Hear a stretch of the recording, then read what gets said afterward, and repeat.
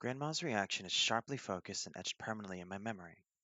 Only a beat after he had scampered past, she swiveled round, her whiskered face contorted as if she had taken the deepest suck on the tartest of lemons, and with the venom of 1,000 vipers squeaked two words: "He's unlucky." All I understood was that there must have been something deeply wrong with that mouse to provoke such a reaction from someone I loved so dearly. I hadn't given much thought to ghost mice since then. I don't know how, but it just became something I and all the other mice I knew accepted. You were not to associate with them if you could help it. If you did, you deserved what was coming to you. On my first day of training, my older sister, Miranda, was coerced into accompanying me. We left our home in the ceiling cavity, squeezing through the gap in the plaster. Miranda paused to sniff for danger, then took off along the rafter. I followed as closely as possible. Down below, a streak of white caught my eye. Running along where the wall met the shop floor was the second ghost mouse I ever saw. It was dark, but his white fur stood out regardless. "What are you doing?" Miranda called. I snapped back to the present and ran to catch up. "You're so weird," she admonished. She looked down, and when she saw the ghost mouse, made a hissing sound through her teeth. "Why are they unlucky?" I asked her. "Dunno," she grunted, as if it was the stupidest question ever. "It's always been like that. Everyone knows. You get near a ghost mouse, and you get what's coming to you. Come on, we'll be late." By night, the marketplace belonged to mice, but it was still a perilous place. Danger is ever present in our world. During day, humans set out giant piles of delectable produce. You'd think they share a morsel. They certainly have enough left over. But they pack it all up, then hose the whole place down. On a mouse's 21st day, we joined a night squad to train for ration raids. We learned to scour the market for treasure troves of food while avoiding getting into a pickle. Training was held within the drain by the market's entrance. The ghost mouse was there when we arrived. As soon as we dropped through the grate, my eyes zeroed in on him. He was hard to miss. A ring of space separated him from the rest of the group like a moat around a castle. Miranda nudged me away from him as we moved past. Major Max called the squad to attention. Pride and apprehension tumbled around inside of me as he welcomed us. He lectured us in an authoritative drone, and I scanned the other newbies for their reactions. Pairs of eager black eyes were trained upon him, along with one red pair. "For the well-trained nose," the major intoned, "the marketplace is a bounty of tasty tidbits, but danger lurks in some places more so than others. Tonight, you'll explore the safer green zones. When you've proven yourself up to snuff with green, you move on to orange, and finally, only once there's no doubt of your capability in situations of high pressure and risk, red." We were split into groups of 3 and assigned an older guide, then set off to commence green zone exploration. "These drains are the perfect place to start," Molly, our guide, explained. "They score highly for both safety and abundance. Most scraps are washed down here, and not much else can enter besides us. You just need to be wary of flash flooding when it rains. Over this way." Molly led on, continuing her spiel as we walked. Mia, whose family's nest was close by ours, rolled her eyes at me. "Won't find me down here," she whispered. "Why not?" I replied. "Mama collects most of our food here." "Soggy filth," she returned, screwing her nose up in disgust. The ghost mouse, the third in our group, spoke up. "It's fine. We eat from here too." Mia's face oozed disdain. "I'd expect that," she scoffed. Mia's cynical commentary continued throughout the training. At any opportunity, Molly's instruction was unsubtly punctuated with sniggers, sighs, and headshakes. All this was pitched in my direction as if I was a co-conspirator. It took all the energy I could muster to clamp my mouth shut. By break time, we were back above ground in the loading bay. I moved away from the others to get some much-needed alone time. "You okay?" It was the ghost mouse. "Fine," I answered curtly, turning away. He persisted. "She's pretty intense. You must be exhausted."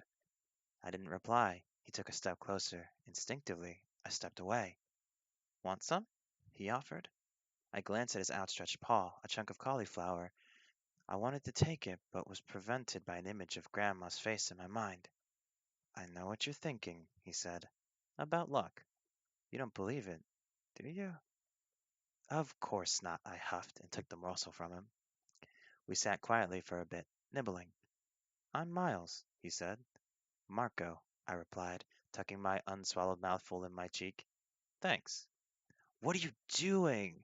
It was Mia. You're not sharing food with him, are you? She said accusingly. Miles looked at me, waiting for my reaction, but I remained silent.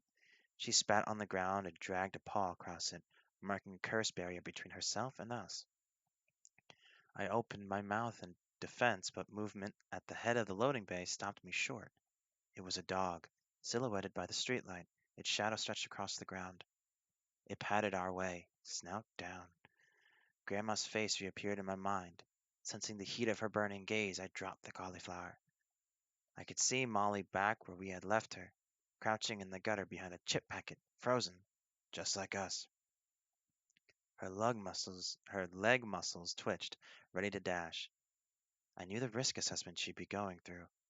If she stayed still long enough, the dog could turn and leave. But if it came close enough, it could pick up her scent. How close could she allow it to get while still being sure she could outrun it? The dog stopped in its tracks. Go, Molly. Mia whimpered beneath her breath. The dog snorted.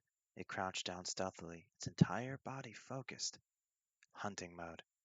Please go, Mia pleaded from afar. Please, please. It crept painstakingly slow. With only a pounce's length left, Mia could contain herself no longer. Go! She screeched. Molly ran, as did her hunter. In terror, we watched her zip by us, her foe hot on her heels. She darted behind a pile of boxes. The dog barked and pawed at them, nudged them with its nose.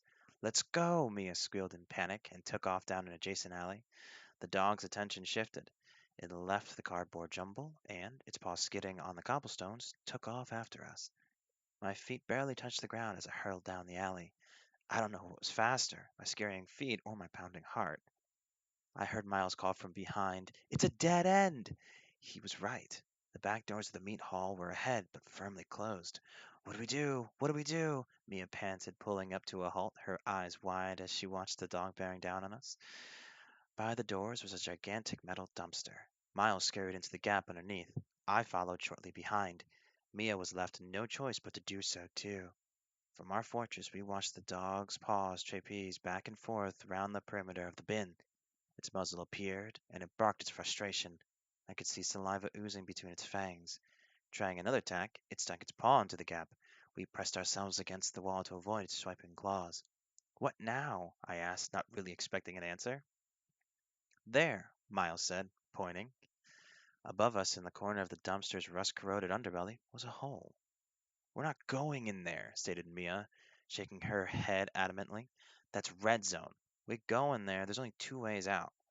Back out the same hole and be swallowed by the dog, or wait till morning and be swallowed by the garbage monster. What have we got to do then? I asked. We've got to run for it. I peered beyond the barking dog's jaws along the long stretch of alleyway, then at Miles. I closed my eyes. Those two words of Grandma's echoed through my brain. I shook my head and reopened my eyes. Miles's red eyes glowed.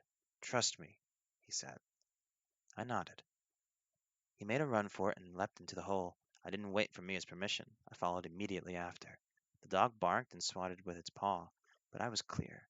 We peered down at Mia and tried shouting over the dog's din for her to join us. She kept glancing between us and the alley, but finally went for it. The dog swiped, its claw clipped her hind legs, sending her tumbling. She righted herself, scuttled desperately, then leapt. We grabbed her by the fur and pulled her into the dumpster. Mia wailed at me as soon as she was on her feet. This is it! Never trust a ghost mouse! There's no way out of here! We're done for! Quit it, Mia, I ordered. Give him a chance. Miles took no notice.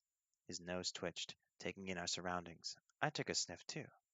One smell dominated all others. Food. We were at the bottom of a massive mountain of refuse, the biggest cache of grub I had ever come in contact with, but we had no time to stop and wonder. We made our way upwards through the maze of rotting food scraps and packaging, squelching, sliding, clambering, and squeezing. It became lighter as we climbed, and the air fresher. At the summit, it became apparent why. The dumpster was overfilled. Its lid was not completely closed. We perched on the rim and peered down at the dog far below. It was still on its belly, barking madly at the hole where we'd disappeared. Across from us was a drain pipe. The void between was vast, but there was no other escape option. Banishing all thoughts of becoming a dog's dinner, I launched myself through the air in a wide arc and ground onto the pipe's bracket at the end of my flight. I looked back. Miles was trying to persuade Mia to follow, but she was adamantly refusing. Her arms were crossed tightly, a stubborn frown fixed to her face. I wanted to scream, "Leave her," but dared not. So far we had gone unnoticed. How long would that last? I saw Miles speak in Mia's ear, her consternation amplified as she listened. She puffed up, then deflated again with a disgruntled sigh.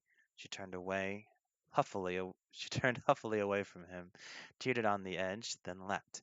She got hold of the bracket with her front paws and kicked at the drainpipe, scrabbling to get a foothold. I reached down and she snatched my paw.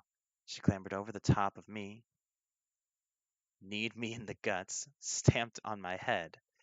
Without a squeak or a backward glance, she scrambled up the drain pipe and disappeared over the edge of the gutter. Miles bounded across, and soon we were also up the pipe and safe upon the roof. Mia was nowhere to be seen, probably trying to put as much distance in between her and the ghost mouse as she could, and no doubt she'd be keen to get back and tell her version of what happened.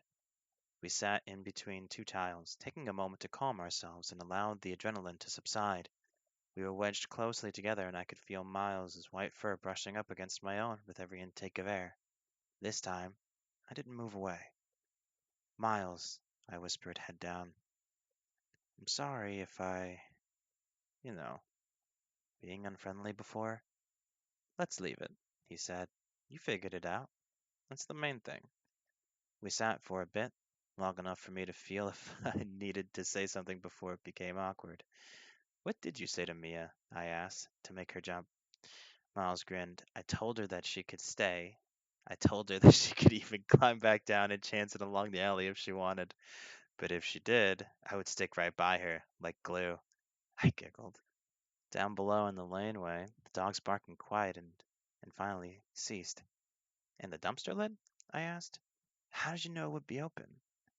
He shrugged and winked one of his shiny red eyes. "Just lucky, I guess."